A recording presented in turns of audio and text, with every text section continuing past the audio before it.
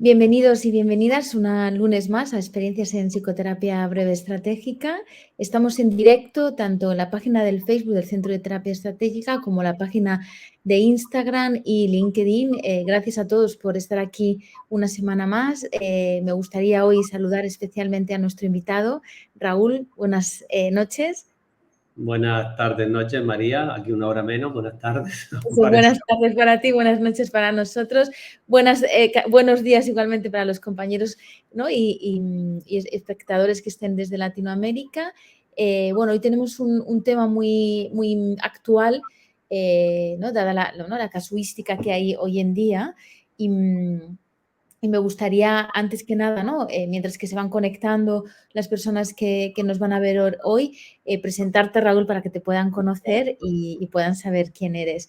Pues Raúl es psicólogo y psicoterapeuta oficial del Centro de Terapia Estratégica, es además docente de los másteres que se imparten en España, tanto en Madrid como en Barcelona y en la versión también online. Además es especialista en neuropsicología y reside y hace su práctica clínica en Las Palmas desde hace ya mucho tiempo. Hoy nos va a hablar ¿no? de borderline, ¿no? De esta inestabilidad, la consistencia, ¿no? De la inestabilidad, porque Raúl tiene una amplia experiencia, ¿no? En abordaje de esta problemática y, bueno, pues sin ánimo de hacer esperar más tiempo, me gustaría poder, Raúl, que comenzáramos, ¿no? a ver este tema en profundidad. ¿A qué nos referimos para que las personas que nos están hablando, que nos están escuchando, puedan entender a qué nos referimos cuando hablamos de borderline o también cuando hablamos no solamente de borderline en sí como concepto, sino de trastorno de personalidad borderline? Sí, como decías tú, María, es un caso, digamos, muy, ¿cómo decirlo?, en boga o muy actual, el trastorno borderline o el trastorno de personalidad borderline. Digamos que la casuística es alta y cada vez mayor, quizás fruto también de, digamos, de cómo funciona nuestra sociedad actual. Y digamos que es un trastorno, bueno, todos los trastornos tienen su complejidad, pero a mí me parece que es un trastorno muy complejo en cuanto a la sintomatología, a cómo lo expresan los pacientes y las pacientes, y también como psicólogos, como terapeutas, es muy desafiante entrar en contacto con este tipo de pacientes y ayudarles a conseguir una estabilidad. Son personas así, bueno, es complejo, como decía, y es complejo y espero poder, como dice, aún teniendo la práctica, espero poderlo explicar, porque como es tan complejo, puede que se me escapen algunas cosas, pero digamos que son personas que en la adolescencia entran en un contacto consigo mismos no tan positivo y se mueven entre, ¿cómo decirlo?, entre los contrastes emocionalmente, pero no solo emocionalmente, sino también en las relaciones con los otros. Son personas que buscan la aprobación de los otros, de sus familiares, de sus amigos, pero la manera que tienen de relacionarse muchas veces suscitan lo contrario, es decir, el rechazo, y relacionan lo que les sucede no tanto por su manera de entender la realidad y de relacionarse con ella, sino cómo los demás se relacionan consigo mismos. Por lo tanto, muchas veces lo que consiguen, como decía, es lo opuesto a lo que buscan, que es tener relaciones estables. Son personas que pueden tener parejas, pero que por alguna circunstancia que sucede, que se escape de lo que ellos entienden como la coherencia, pues al final terminan dejando esa relación. Pueden tener amigos o amigas que son importantes, pero luego se sienten, digamos, defraudados, traicionados, y esa amistad ya no lo es tanto y puede ser que se retome un tiempo. Y sobre todo, muchas veces este tipo de relaciones inestables sucede también en la familia, con los padres, con los hermanos y desde mi experiencia, sobre todo con la madre, en la mayoría de los casos, porque la madre, digamos, así es como lo veo yo, es la persona que más cuida, que más pone normas, que más está ahí, quizás que más insiste y la que ayuda actualmente, aún habiendo avanzado nuestra sociedad, sigue siendo así, lamentablemente, ¿no? Pero sigue siendo esta figura de referencia y por lo tanto buscan más su aprobación y suscitan más ese rechazo. como dice el título, ¿cómo era? A ver, borderline, la inestabilidad como constancia, ¿no? La Exacto. constancia, la Como inestabilidad estabilidad. constante en los borderline, porque se mueven en esta, digamos, en esta barra, con esta barra estabilizadora como el funambulista, pero es una barra no, digamos, bien estructurada y se mueven sin que esto les ayude a mantener el equilibrio. Caen, vuelven a intentarlo, suben otra vez a la cuerda, pero sucede algo nuevamente, bien sea en el trabajo, bien sea en la familia, en cualquier esfera, que hace que otra vez vuelvan y caigan, y así continuamente. Y esto puede ser un peligro, porque puede ser que después de tanto subir, otra vez caer, otra vez estar estable y otra vez caer, llega un momento que se desesperan y parece que ya no tienen salida. ¿Por qué decirte, María, que son personas que sufren mucho? Y también es verdad que sufren las personas que están a A su su lado. alrededor. Es un tema quizás, no sé si lo hablamos ahora o si después nos da tiempo, un tema también amplio, porque en ocasiones o muchas veces no solo vienen las personas con este problema, con esta problemática, que en ocasiones incluso no saben qué les pasa y quizás que les digamos, oye, desde mi punto de vista, con lo que tú me has dicho, con la trayectoria de sub y baja, de expresarte así, de esta manera, esto coincide con esto, con borderline. Pero también a veces vienen los familiares aparte, porque sus hijos, sus hijas no han ido a terapia y dicen, ¿cómo puedo hacer para relacionarme con mi hijo, con mi hija, que le pasa esto, esto y esto, y no sé cómo relacionarme? Y yo Claro. trabajo en ocasiones, como te digo, con madres, incluso he llegado a trabajar con hermanas, que dice, ¿cómo puedo hacer para ayudar a mi hermana, para poder estar cerca de ella, para tener una relación con ella, porque me es imposible? Bueno, es un tema también interesante que podríamos abordar, si te parece, más adelante. Sí, Entonces, cierto. resumiendo, la inestabilidad como estabilidad o como constancia, la constancia de manera inestable. Cierto. Vale. Y cuando hablamos de borderline lo hacemos normalmente en términos de clasificación, ¿no? Del manual diagnóstico, ¿no? Del DSM. En este caso sería el trastorno límite de personalidad, pero cuando hablamos, por ejemplo, de adolescentes, ¿encaja este mismo término de personalidad? Claro, como dices, en el DSM, como la mayoría de gente que nos escucha, por si no lo sabemos, el DSM es el Manual Diagnóstico y Estadístico de los Trastornos Mentales, que va por su quinta edición, digamos que es una clasificación, una nosografía psicológica, psiquiátrica, y que nos ayudan a entendernos. Pero digamos que nuestro concepto no calza tanto con esa clasificación que desde mi punto de vista es un poco, digamos, estática, que no ve la continuidad en cuanto a cómo se expresa el trastorno. Por ejemplo, el que tienen que ser 3 ítems de estos para decir que es un borderline. Entonces, digamos que no calza en el sentido que muchas veces vemos un paciente con esta inestabilidad. Otra manera de buscar es como que a veces parece que están buscando un trastorno, en el sentido no que lo estén buscando, sino que lo expresan de una manera. Por ejemplo, es frecuente los pacientes borderline trastornos de la conducta alimentaria, con vomiting, con bulimia. También es frecuente que vengan con autolesiones, pero otras veces es más sutil y no calza con esto, pero se expresan de esta manera, por eso te decía. Y yendo a la pregunta que me voy, a la personalidad. Hay que tener un poco, digamos, como de cuidado, porque si estamos hablando de adolescentes, es difícil hablar de personalidad cuando están construyendo la personalidad. Y Claro. creo que deberíamos de empezar por lo menos limitante, por lo que menos nos limite.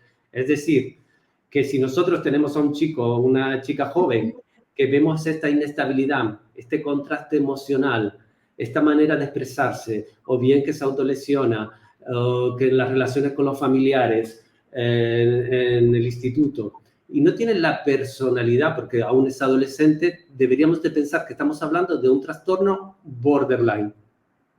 Vale.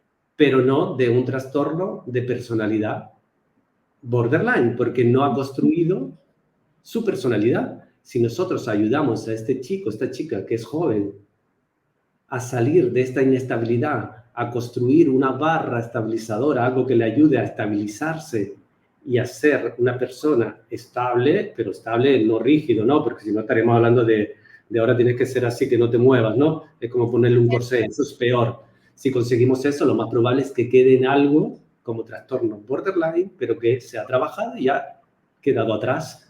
Disminuimos las probabilidades de que se convierta en un trastorno de personalidad borderline, que esto puede suceder precisamente porque pasa de la adolescencia a la edad adulta, hasta la personalidad formada, pero también porque si ha ido antes a terapia, no ha conseguido estabilizarse en la adolescencia y quizás es un efecto iatrogénico también de terapias anteriores, hay que decirlo. Cierto. Entonces, resumiendo, borderline, hablaríamos si son jóvenes, personalidad cuando la personalidad ya está formada. Vale, o sea, habría esta distinción, ¿no? Habría esta distinción. Desde el enfoque estratégico hacemos, ¿no? Como dices, Sí. hablamos de trastorno borderline y de trastorno de personalidad borderline, ¿no? Y en función de esto, vale, entiendo que el abordaje es distinto. Entonces, según lo que me estás diciendo, si diferenciamos del trastorno, ¿no? Estamos diferenciando el trastorno borderline, ¿no? Límite, y el trastorno de personalidad borderline, ¿cuáles serían, podemos hablar, perdón, de algunos predisponentes que pueden hacer que las personas jóvenes, como tú decías, que aún no han construido esta personalidad, puedan desarrollar ese trastorno de borderline? Y luego, en un momento determinado, entiendo que pueda evolucionar a un trastorno de personalidad. Claro, es lo que decíamos anteriormente, María, ¿no? Que si no conseguimos que se estabilice y que salga de esta tendencia a la inestabilidad, lo más probable es que desarrolle un trastorno de personalidad. Hablar de predisponentes, porque ya sabemos que tenemos mucho esta tendencia social, ¿no? A buscar la causa de aquello que nos pasa, buscar el origen, como si el origen nos fuese a dar la solución de lo que nos está sucediendo en la actualidad.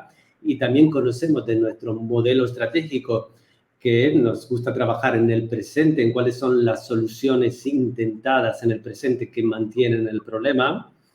Y con ello quiero decir que hablemos de predisponentes, no estoy hablando de relación causa-efecto y que si tenemos estos predisponentes sí o sí son los que han causado este problema, ¿de acuerdo? Vale. Es importante hacer esta distinción. No estoy hablando de causalidad. ¿Ok? Vale. La observación hemos visto que algunas, digamos, estructuras familiares pueden ser que predispongan a que una persona desarrolle un trastorno borderline. Por ejemplo, un modelo de familia que podríamos llamar hiperprotector, en el sentido de que hoy en día, digamos que es el modelo de familia más predominante. El modelo de familia hiperprotector, por dar una pequeña pincelada, son estas familias que, digamos, como dice el nombre, protegen, cuidan, pero en exceso. Y además se adelantan a los problemas de los adolescentes, de los hijos.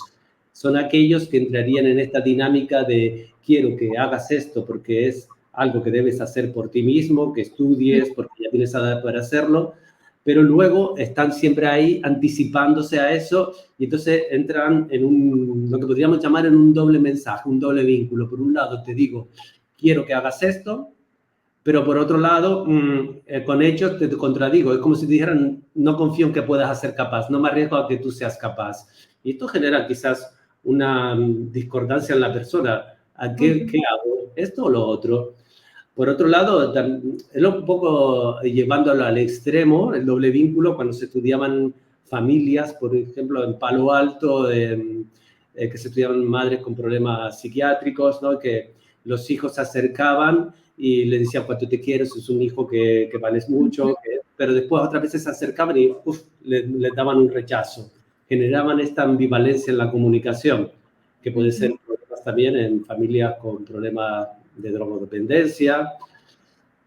Y también vemos otro caso de familias que son familias quizás que muy permisivas, en el que todo se da por hecho, en el que te doy todo y no han ha ayudado a los hijos a desarrollar lo que es el esfuerzo, la constancia. Y los hijos, tanto en el modelo hiperprotector como en el permisivo, entienden la vida como que debería de ser porque yo me lo merezco, no por mi esfuerzo. Entonces entran en lucha con los otros, se frustran fácilmente e incluso con las instituciones porque es lo que se supone que debería de ser, que yo debería de tener esto. Digamos que estos son algunos de los predisponentes. También podemos hablar de predisponentes genéticos, pero como decía, son predisponentes, no hay, digamos, algo que lo explique en sí. Y también hay que decir que hay muchas familias hiperprotectoras, permisivas, y que no han tenido hijos con borderline, o que tú dices, ¿cómo es posible que todos sus hijos sean personas estables, que se desarrollan bien en las relaciones consigo mismo con los otros, y sea solo uno de ellos el que desarrolla el problema? Por eso digo que no hay una relación causa-efecto, sino quizás estamos dando pinceladas de lo que lo podría explicar, ¿de acuerdo? De acuerdo, vale. Con lo cual, entiendo que como hablábamos al principio, ¿no? Por ese tipo de modelos, ¿no? Que hay ahora mismo más predominantes a nivel familiar, nos encontramos, ¿no? En consulta con bueno, pues una problemática bastante, ¿no? De casos de esta tipología que vienen a consulta y que acuden. Entonces, Raúl, cuando vienen a consulta estas personas, ¿no? O las familiares, como tú también decías, ¿cuál sería desde una perspectiva estratégica, ¿no? Y como profesionales, la perspectiva que tendríamos que tener con estos pacientes? ¿Perspectiva te refieres a cómo abordarlo? Sí, cómo abordarlos, cómo sería una parte de abordaje en el que tendríamos para poder, ¿no? ayudarles. Claro, Algo un nos abordaje. sugerir, ¿Perdona, María? sí, algo que nos pudiera sugerir, ¿no? A los profesionales para poder saber cómo abordarles ¿no? A nivel para poder ayudarles a ellos. Vale. Bueno, me estoy riendo porque antes tenía una paciente y me dijo, bueno, consentidamente dice, úsame para inspirarte, ¿no? Y entonces ahora me está... Vale. Sí, sí. Y dice, luego te veo, ¿no? Y dice, úsame para inspirarte, ¿no? Entonces, Vale. el abordaje, ¿cuál sería el abordaje? Y me hizo gracia y me hace gracia recordar. El abordaje, ¿cuál sería? Si en todo, cuando hablamos del modelo estratégico, y siempre hablamos de la estrategia, de las prescripciones, de los protocolos, ¿no? Y que es muy importante hacer una buena evaluación para identificar cuál es el sistema perceptivo reactivo, cuál sería el protocolo de tratamiento adecuado a cada caso, cómo se expresa en esa persona. Cuando hablamos de un trastorno borderline o de un trastorno de personalidad borderline, pues lo mismo, ¿no? Pero no dejemos de lado algo también muy importante, que es que estamos hablando de nuestra profesión, que es la psicología, que trabajamos con personas, porque no podemos hacernos así como tan, ¿cómo decir?, tan calculados, ¿no? Tan Tan rígidos, ¿no? Tan rígidos. porque estamos hablando de relaciones, de personas, de cómo transmiten.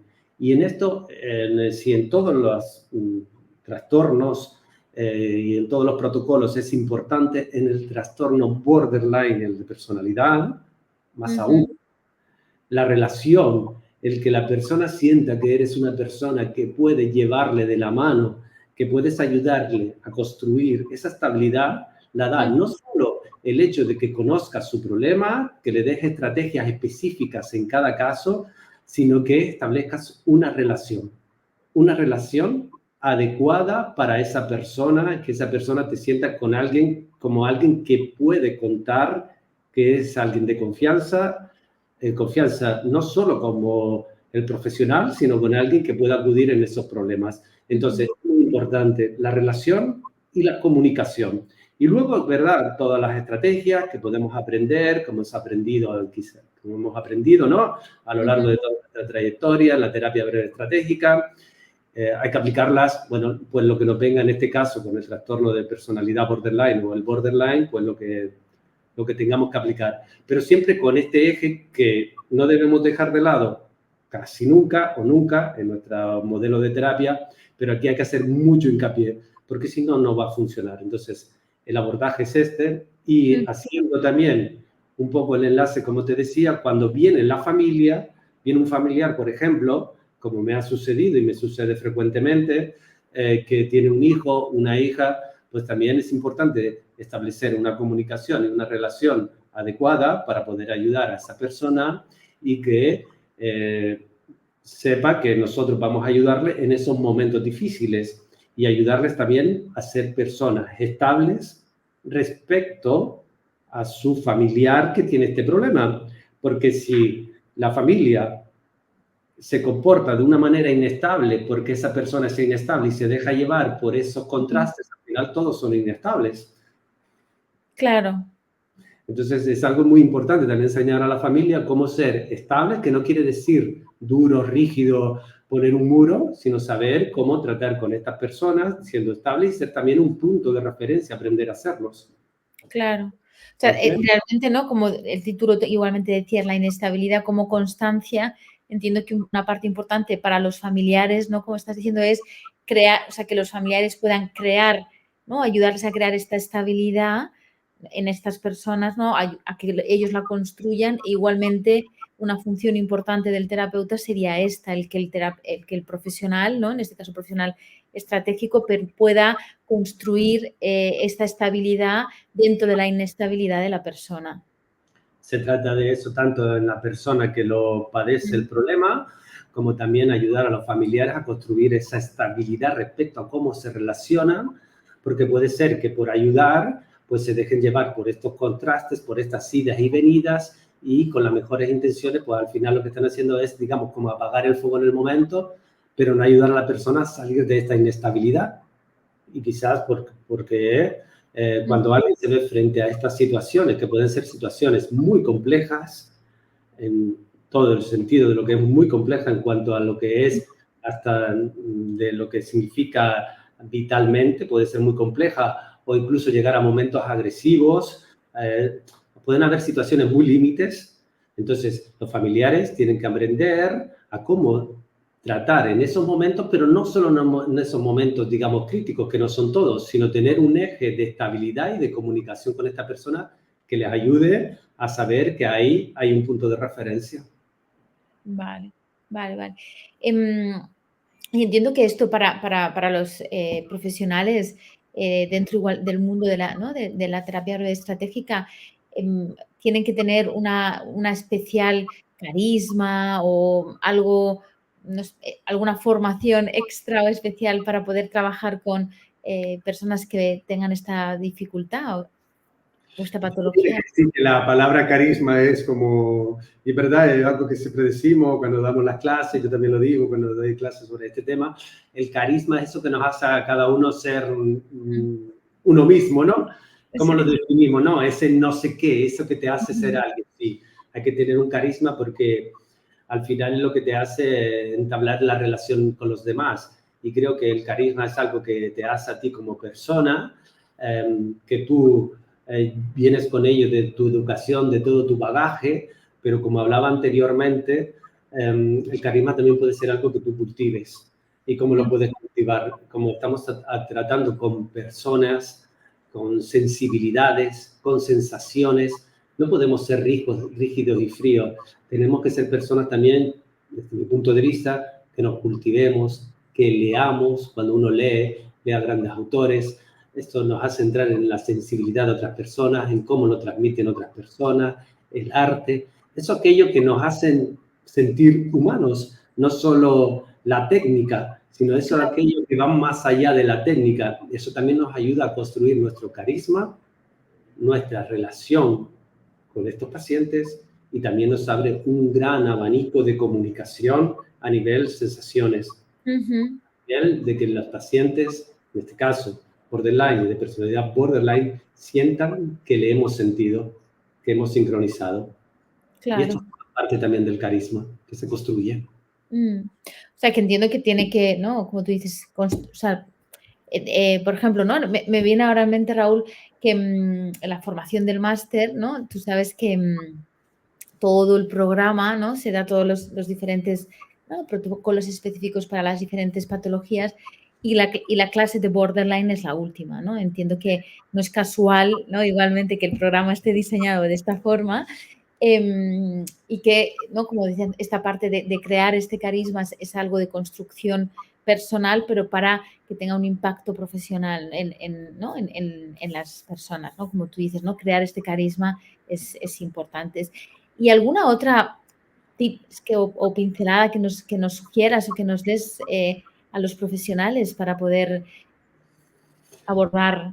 Yo diría, como decía, lo que decíamos, el carisma, la relación, la comunicación, paciencia, es Ujú, importante en todo, ¿no? Pero aquí, porque puede ser frustrante para un terapeuta el hecho de que no veamos mejorías como nos gusta, ver mejorías inmediatas.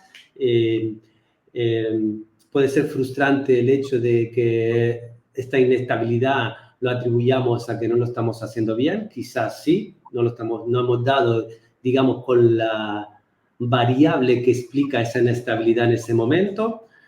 Y entonces yo diría que paciencia, ujú. autocorrección y, sobre todo, comunicación y relación. Vale, vale. Ahora, y, pueden venir, ¿no? Personas con esta problemática a consulta, pero decías que en tu práctica clínica también te habías encontrado con familiares que habían venido, ¿no? A pedir, ¿no? Ayuda, entiendo, a solicitar un punto de vista profesional en cómo abordar las relaciones con personas con borderline. ¿Puedes contarnos un poco más sobre esto que nos decías al principio? Sobre cuando vienen los familiares. Exacto, sí. Claro, cuando vienen los familiares, lo que te dicen es el caso de su hijo, de su hija, qué les pasa. Claro, yo siempre digo, vale, yo no conozco a tu hijo o a tu hija, pero por lo Mm, que tú me dices y por esta historia, aquí tenemos algo de inestabilidad y parece que entra dentro de esta inestabilidad. Entonces, de lo que se trata es que esta persona entienda que su hijo, su hija tiene un problema, que sufre y mucho, porque son ujú, personas que sufren y que se sienten muchas veces perdidos, se sienten incluso a veces solos y muchas veces llegan a este sentimiento existencial, de sentimiento de vacío, y esto no podemos olvidarlo. Y entonces todo esto tenemos que comunicárselo a estas personas que nos piden ayuda y luego tenemos que ayudarles a entender cómo se sienten sus hijos, su hermana, su pareja, pero también ayudarles, como decía antes, a cómo relacionarse con esas personas, porque es lo más importante. ¿Qué tipo de relación deben de mantener de aquí en adelante con esas personas? Y eso claro. es lo que tenemos que enseñarles, y no solo enseñarles, sino acompañarles hasta que lo adquieran esa habilidad. Ujú. Porque si no, digamos, si no la adquieren, al final, si siguen relacionándose de la misma manera, no están ayudando a esa persona. Parece que Claro. la ayudan en el momento cuando la cogen, pero a la Ujú. larga no es una ayuda. ¿Ok? Bien, vale. Gracias, Raúl. Ahora, mientras que las personas ¿no? que nos están escuchando y viendo nos van preguntando, ¿no? Y van enviándonos las preguntas, me gustaría que nos pudieras aconsejar algún tipo de bibliografía donde, ¿no? podamos acudir a ella para estar, ¿no? más informados y conocer mejor ¿no? esta problemática en profundidad. ¿Tienes algunas recomendaciones que darnos? Sí, hay un libro que es muy interesante, que se titula Psicoterapia breve a largo plazo, Ujú. creo, si no lo recuerdo mal. Sí, sí. Sí, María, ¿no? Sí. Está muy... Yo por si acaso me equivoco. Sí. Y luego yo les recomendaría cualquiera de los libros que hablen de comunicación y de relación. Ujú. Luego, de libros así, más expresamente del borderline, la verdad es que yo no conozco así libros en español, conozco algunos, pero conozco y estudio algunos en italiano y sobre todo artículos, ¿no? Artículos científicos sobre el borderline. Mm, Ujú. Y ahora hablando de artículos, puedo encajar con algo que hablábamos Sí, anteriormente. claro, por Vale. supuesto. vamos a ir hablando, se me acuerda. En cuanto al tratamiento que decía, que el tratamiento a nivel psicológico, y también decir que los manuales, los artículos, no hacen referencia, o hacen referencia a que no hay ningún fármaco aprobado por la Asociación Psiquiátrica Americana para el borderline. Es decir, que no hay un tratamiento. El tratamiento farmacológico no hay un tratamiento de elección aprobado, ¿de acuerdo? El tratamiento de elección es el tratamiento psicológico. Vale. Interesante esto, ¿no? Dentro de toda, ¿no?, la literatura, ¿no? Sobre todo, ¿no?, a nivel científico esto... Sí, Vale. es importante, Con lo cual, ¿no?, tú dirías psicoterapia breve a largo plazo, ¿no? De Bowlby, ¿no? Y vale. Ese es como el referente así en nuestro modelo. Luego, libros hay algunos de persuasión, el diálogo estratégico, digamos lo que son la base de la comunicación y la comunicación y la relación. Y la relación. Bien, pues, bueno, tengo que decirte que te han saludado al inicio, pero mientras que estábamos hablando no me había dado tiempo, ¿no?, a comentarte esto. Y si te parece, comenzamos con las preguntas. Vale. Hay otro libro, perdona, María, que se titula... bueno, pero es en italiano. Se titula El complejo borderline, por si alguien es italiano, que ahí, bueno, lo describe muy bien, ¿de acuerdo? Vale. Ahora, empiezo con las preguntas. Una curiosidad que tiene Ana es saber si existe un porcentaje de personas borderline que pueda ser más, que se desarrolle más en mujeres que en hombres. ¿O es indistinto? El trastorno de personalidad borderline, si hay estudios que puedan decir si se desarrolla más en hombres o en mujeres o indistintamente. Digamos que en líneas generales los estudios hablan de más de desarrollo en mujeres, pero he de decirte que, y esto en los estudios, ¿no? Pero que, y esto es mi experiencia, que no quiero decir que podamos hacer generalización hablando científicamente, ¿no? No generalicemos de un dato. El dato que voy a dar yo, mi experiencia es que como con este modelo hiperprotector que estábamos hablando de antes y con estos cambios generacionales de familia, quizás por eso, y para mí lo explica esto, pero quizás no sé, yo veo que se está igualando, por lo menos en lo que yo observo en la clínica, en cuanto a hombres y mujeres. Vale, por otro lado, Alberto pregunta si en el momento, si hay personas con un trastorno borderline que puede posteriormente estabilizarse y dejarlo atrás. O sea, si el trastorno como tal, no el de personalidad, puede ser que la persona lo tenga, pero luego no quede como el patrón, ¿no?, por así decirlo.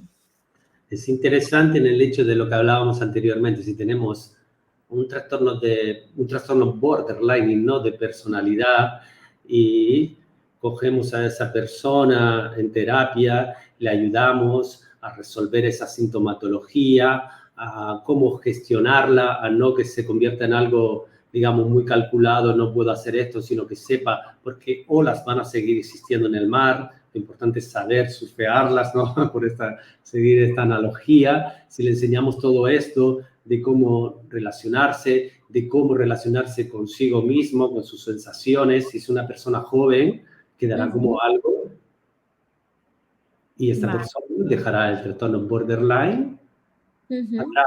Algo que decía anteriormente del efecto iatrogénico es también que si una persona va a una consulta porque tiene esta sintomatología y sube y baja, y va a un psicólogo y no le ayuda en esto de cogerte, te estabilizo, sino que le lleva, quizás por las circunstancias, o quizás porque no ha sabido cómo hacerlo o porque no ha funcionado, abandona la terapia, y esto le lleva a una nueva inestabilidad, y coge a otro terapeuta y le sucede algo parecido y abandona la terapia, y así continuamente, esto también aumenta las probabilidades porque va pasando el tiempo, que de un trastorno borderline se convierta en un trastorno de personalidad borderline. Sería un efecto iatrogénico de la terapia o de las terapias. Terapias, claro. Bien, continuamos. Y Cristian quiere preguntarte a qué haces referencia cuando hablas de que son personas muy sensibles. Son personas muy sensibles en el sentido de que cualquier cualquiera no, muchos, por no decir cualquier, ¿no? Ujú. Muchas cosas que a nosotros no nos afectarían y que las daríamos como que forman parte de las relaciones pueden desestabilizarlas. Algo, una mirada, un gesto, o yo esperaba esto en este momento, y eso puede llevar a que se desencadene un volcán y que los demás digan, ¿qué ha pasado? Nadie lo entiende. Porque a veces se comportan también de una manera en que buscan una coherencia en cómo se comportan los demás. En esta parte que es una tendencia un poco paranoica, el hecho de buscar una coherencia en cómo se comportan los demás, pero mi coherencia, y como lo que yo entiendo que debería de pasar.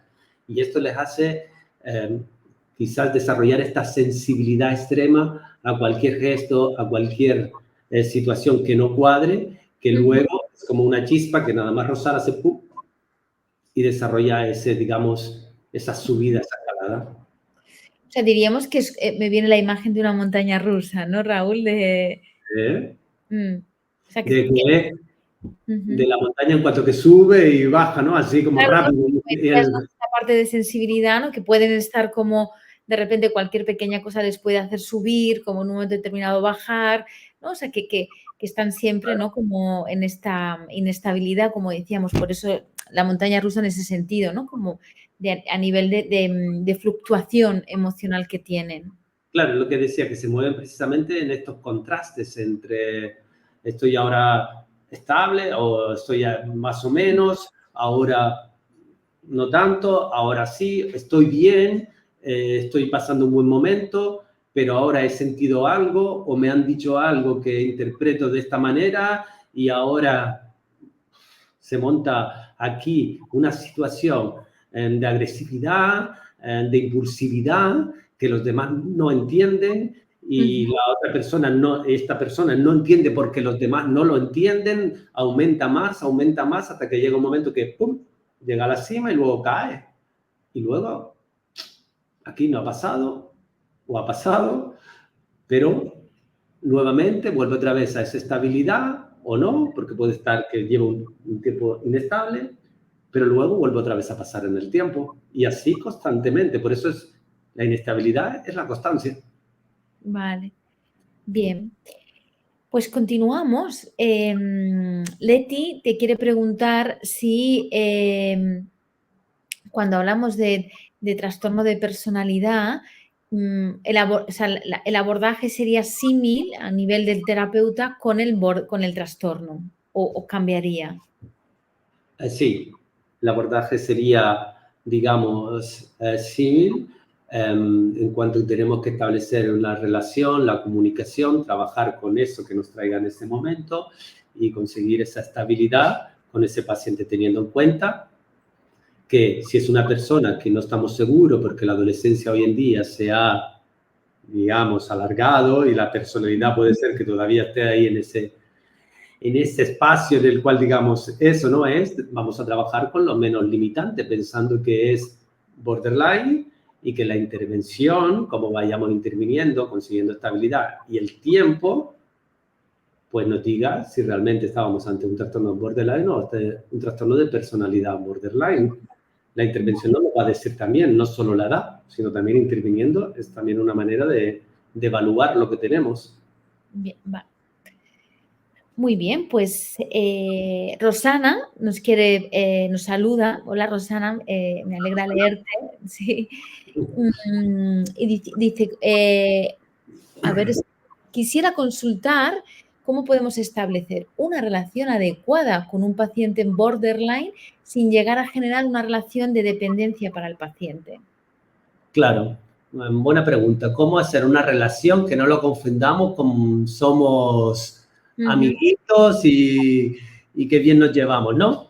Pues sabiendo cómo comunicarnos y estableciendo, digamos, una comunicación en la cual entienda a esa persona, como decíamos, que somos un punto de referencia, pero que también sabemos decirle no y ahora no toca y nos ponemos firmes cuando tenemos que ponernos firmes. Y siendo nosotros también el que, digamos, nosotros somos los directores de orquesta, en los cuales también dirigimos el hecho de ahora toca vernos en este tiempo. Es decir, porque si no, si dejamos que sea el paciente el que lleve la terapia o el que, digamos, maneje la relación, no funcionará. Y si no funciona, lo más probable es que nos abandone. Entonces, nosotros tenemos que tener una relación de te acojo, pero también sé cuándo mantener la distancia, cuándo tengo que decirte que no, cuándo tengo que ser firme, cuándo tengo que adoptar una posición buena, ponerme por encima. Pero también cuando, oye, sé que ahora toca ser acogedor, escucharte, y tenemos que movernos en esas dos dinámicas relacionales y comunicacionales. Vale. Gracias, Raúl. ¿Qué más? Sergio te quiere preguntar si en los adolescentes trabajar con ellos implica también trabajar con las familias. La mayoría de veces sí. Ujú. La mayoría de veces sí, porque la familia está implicada, la familia viene a terapia y si no viene, algunas veces, si es posible, es bueno incluirlos, quizás algunas veces para dar algunas instrucciones y quizás en otras para decir, como la instrucción es que no estés tanto, ¿no? Pero Claro. depende de cada caso. Pero sí, son adolescentes y cuando son adolescentes tenemos que trabajar con lo que tenemos. Según cómo se comporte esta familia respecto al adolescente, tendremos que intervenir en un sentido u otro. O en otro, ¿no? Sí. Vale. Con lo cual entiendo que si viene el adolescente, Raúl, solo, o sea, puede venir, ¿no? Una persona de 18 años, entiendo que es joven, pero también el abordaje también sería con la familia, ¿no? ¿Perdona?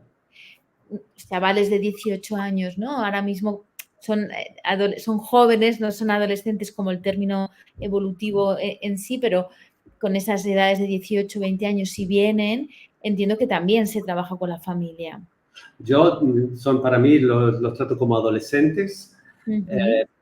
Y en caso de que pueda trabajar con la familia, porque creo que es necesario trabajar, indicaré que es necesario, dando algunas indicaciones y, si es posible, haciendo partícipe al paciente junto con la familia. Es decir, que se trabaje juntos, no que se trabajen aparte con la familia, con el adolescente, porque tenemos que, nuestra relación principal es con la persona que nos ha pedido ayuda, la persona que tiene el problema, y tenemos que hacerle sentir esa prioridad, incluyendo a la familia, pero estando presente, no aparte. Eso es muy importante, ¿de acuerdo? Vale, Hay que vale. hacerle sentir esa prioridad en cuanto a nuestra relación. Ujú. Sí, que ellos son importantes, ¿no? Entiendo. Y que tienen ese, digamos, ese punto con nosotros que no tienen el De resto de su familia. exclusividad. Eso mismo, de exclusividad. Eso. Bien.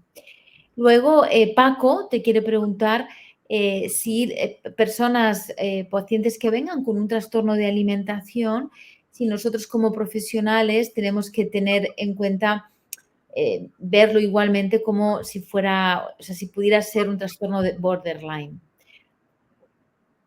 Claro, si nosotros tenemos a un paciente con un trastorno de la conducta alimentaria, algo de la alimentación, no quiere decir que sí o sí, claro que tenga un Ujú. trastorno borderline, ¿no?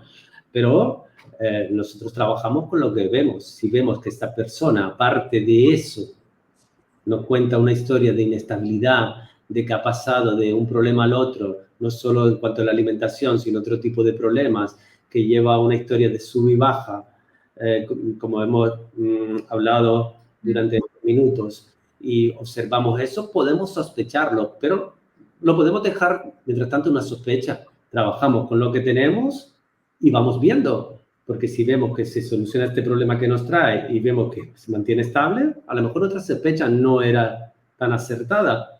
Pero teniendo nuestra sospecha, yo diría que para eso tenemos el follow-up, los Ujú. seguimientos, y vemos a esa persona a lo largo de un tiempo prudencial, si ya no tenemos esa sospecha, por si estábamos en lo cierto. ¿De acuerdo? Claro. Pero no quiero decir con que las personas que tengan un problema respecto de la alimentación tengan un trastorno borderline sí o sí.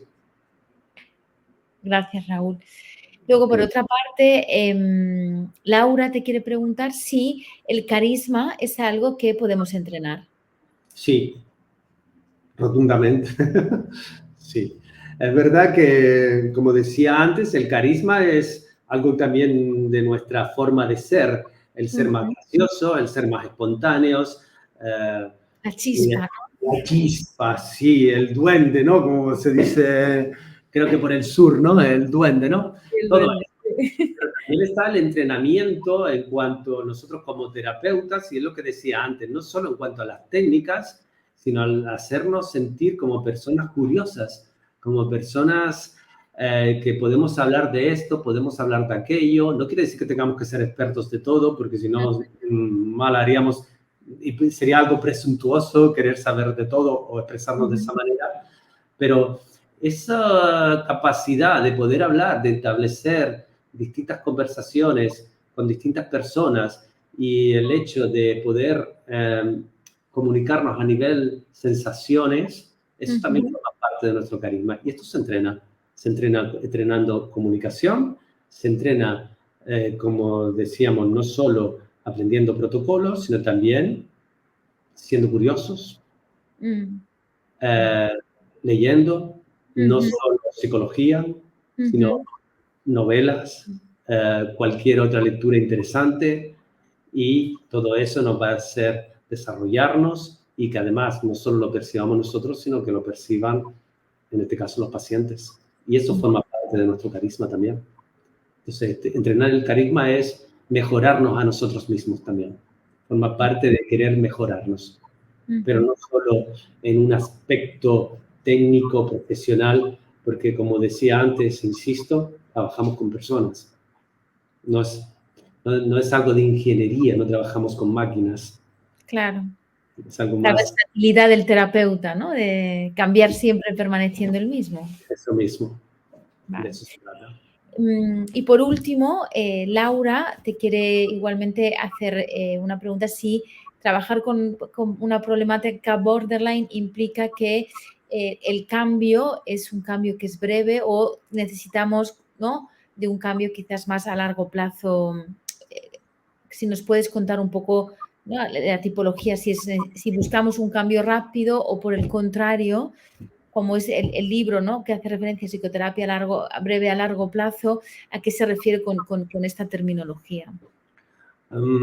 Se refiere que muchas veces, o la mayoría, en este tipo de pacientes podemos encontrar que podemos tener un cambio importante en las primeras sesiones, si individuamos bien qué nos trae en ese momento, la sintomatología baja, pero no hemos, digamos, cambiado el rumbo de la inestabilidad. Y esto no se consigue en pocas sesiones, esto se consigue, digamos, en algunas sesiones más. No quiere decir que sea algo de dependencia, porque las sesiones se van espaciando con el tiempo, como sabemos. Y sí, la sintomatología puede y debemos buscar eso, disminuir en cuanto al malestar. Tenemos unas personas que están sufriendo, que lo están pasando mal.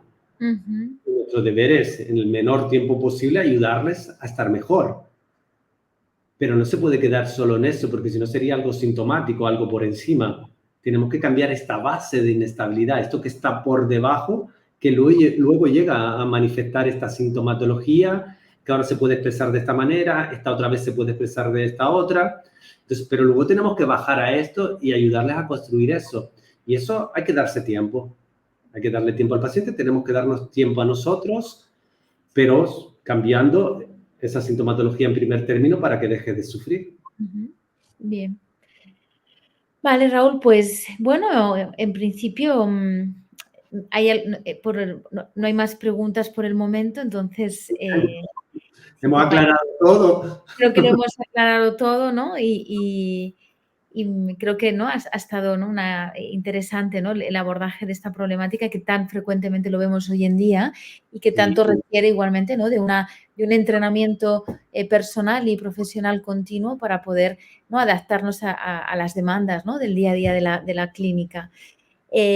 Bueno, pues nos saludan, Raúl, digo nos, porque Chantal te saluda igualmente y Cristina también. Os mandamos un abrazo a todos. Te agradezco enormemente, Raúl, este tiempo aquí con nosotros. Espero que nuevamente nos volvamos a ver en persona o si no, igual aquí en estos espacios. Gracias a todos los que nos estáis viendo desde las diferentes plataformas como Facebook, Instagram y LinkedIn. La próxima semana estará Verónica con vosotros y nos vemos en junio con nuevos colaboradores para poder seguir profundizando en el abordaje de la terapia estratégica. Gracias, Raúl. Os mando a todos un abrazo y a ti otro especialmente. Gracias, María. Un abrazo y gracias también a todos por seguirnos, estar aquí participando, que lo ha hecho más interactivo, más ameno. Exacto. Buena tarde, buena noche y nos vemos la próxima. Hasta luego, un abrazo. Chao. Chao.